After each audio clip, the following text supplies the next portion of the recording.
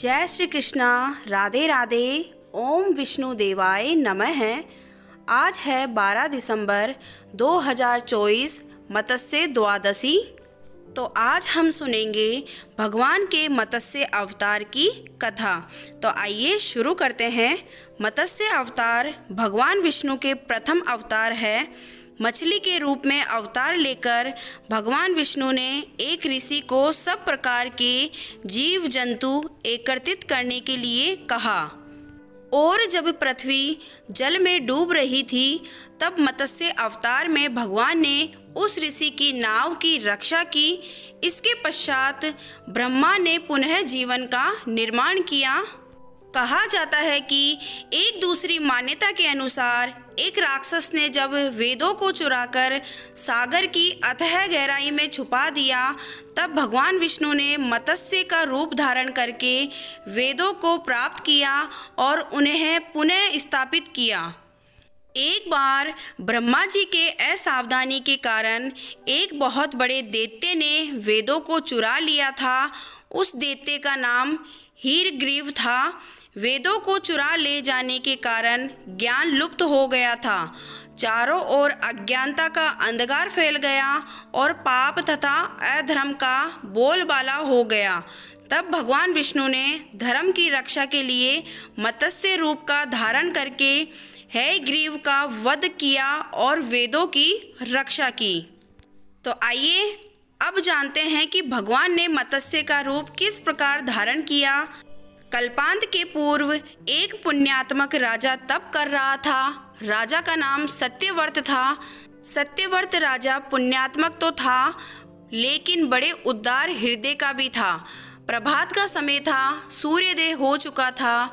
सत्यव्रत कृतमाला नदी में स्नान कर रहा था। उसने स्नान किया और स्नान करने के पश्चात जब तर्पण के लिए अंजलि में जल लिया तो अंजलि में जल के साथ एक छोटी सी मछली भी आ गई। सत्यव्रत ने मछली को नदी के जल में छोड़ दिया। मछली बोली, राजन, जल के बड़े बड़े जीव छोटे छोटे जीवों को मारकर खा जाते हैं। अवश्य कोई बड़ा जीव मुझे भी मारकर खा जाएगा। कृपया करके मेरे प्राणों की रक्षा कीजिए। सत्यव्रत के हृदय में दया उत्पन्न हो उठी। उसने मछली को जल में भरे हुए अपने कमंडल में डाल दिया। तभी एक आश्चर्यजनक घटना घटी। एक रात में मछली का शरीर इतना बड़ा हो गया कि कमंडल उसके रहने के लिए छोटा पड़ने लगा। दूसरे दिन मछली ने सत्यव्रत से बोली, राजन, मेरे रहने के लिए कोई दूसरा स्थान ढूंढिए क्योंकि मेरा शरीर बढ़ गया है। मुझे घूमने फिरने में बड़ा कष्ट होता है। सत्यव्रत ने मछली को कमंडल से निकालकर पानी से भरे हुए मटके में डाल दिया। यहाँ भी मछली का शरीर रात भर में मटके में इतना बढ़ गया कि मटका भी उसके रहने के लिए छोटा पड़ गया। दूसरे दिन मछली पुनः सत्यव्रत से बोली, राजन, मेरे रहने के लिए कहीं और प्रबंध कीजिए क्योंकि मटका भी मेरे रहने के लिए छोटा पड़ रहा है। तब सत्यव्रत ने मछली को निकालकर एक सरोवर में डाल दिया किंतु मछली के लिए सरोवर छोटा पड़ गया। इसके बाद सत्यव्रत ने मछली को नदी में डाल दिया और नदी भी मछली के लिए छोटा पड़ गई। तो उसके पश्चात सत्यव्रत ने मछली को नदी से निकालकर समुद्र में डाल दिया। लेकिन आश्चर्य की बात थी कि समुद्र में भी मछली का शरीर इतना अधिक से अधिक बढ़ गया कि मछली के रहने के लिए वो भी छोटा पड़ गया। अतः मछली पुनः सत्यव्रत से बोली, हे राजन, ये समुद्र भी मेरे रहने के लिए उपयुक्त नहीं है।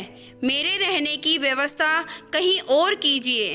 अब सत्यव्रत विस्मित हो उठा। उसने आज तक ऐसी मछली कभी भी नहीं देखी थी। वह विस्मय स्वर में बोला, मेरी बुद्धि को विस्मय के सागर में डुबो देने वाले आप कौन हैं?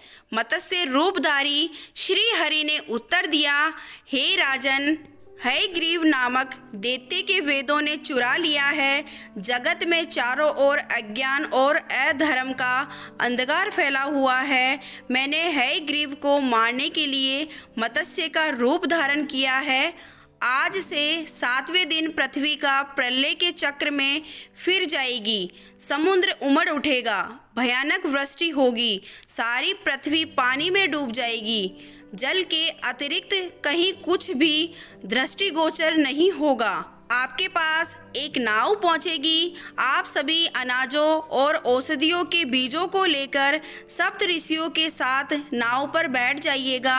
मैं उसी समय आपको पुनः दिखाई पड़ूंगा और आपको आम तत्व का ज्ञान प्रदान करूंगा। सत्यव्रत उसी दिन से श्री हरि का स्मरण करते हुए प्रलय की प्रतीक्षा करने लगे। 7वें दिन प्रलय का दृश्य उपस्थित हो उठा। समुद्र भी उमड़कर अपनी सीमाओं से बाहर बहने लगा। भयानक वृष्टि होने लगी। थोड़ी ही देर में सारी पृथ्वी पर जल ही जल हो गया। संपूर्ण पृथ्वी जल में समा गई। तभी उसी समय एक नाव दिखाई पड़ी। सत्यव्रत सप्त ऋषियों के साथ उस नाव पर बैठ गए। उन्होंने नाव के ऊपर संपूर्ण अनाजों और औषधियों के बीज भी भर लिए। नाव प्रलय के सागर में तैरने लगी।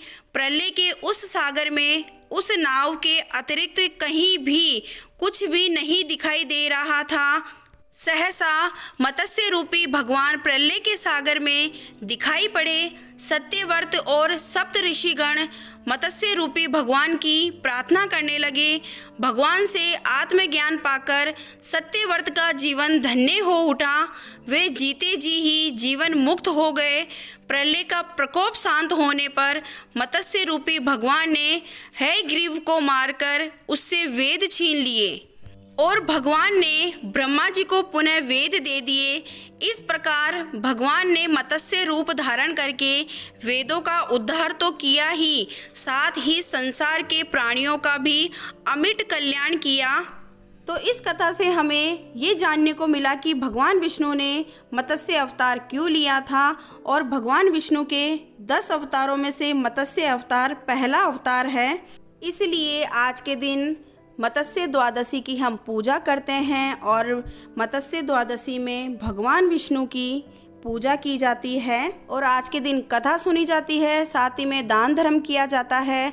अगर आज के दिन आप आटे की गोली बनाकर किसी समुद्र में या नदी तालाब में मछलियों को डालते हैं तो आज के दिन आपको बहुत ज़्यादा पुण्य मिलता है। भगवान विष्णु बहुत प्रसन्न होते हैं, भगवान विष्णु का आशीर्वाद बना रहता है।